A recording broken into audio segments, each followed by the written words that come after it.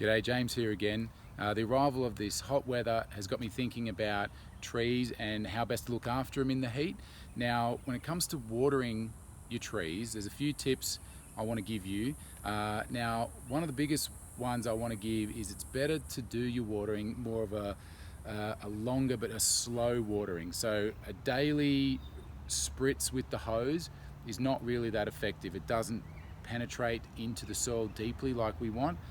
You're better off just doing one watering in a whole week, but just putting the hose out, turning it on low and letting it just flow out, soak down deep into the soil where the tree roots can get after it. Now, if you've got a little tree less than 5 years old, you don't have to go too far from the trunk. If you've got a bigger tree in your yard, focus your watering around the drip line, so that's where the canopy of the tree ends, and sort of like a vertical projection down to the ground. That's where a lot of your feeder roots are going to be.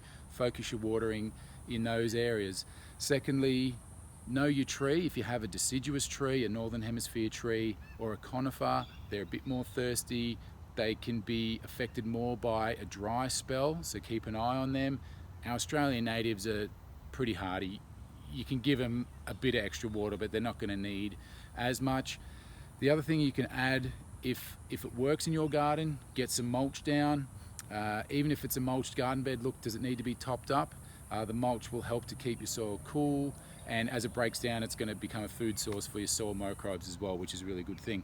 So low pressure, so slow watering, deep watering, know your tree, and mulching. Those three things, your trees will be happy and they'll get through summer, no problem.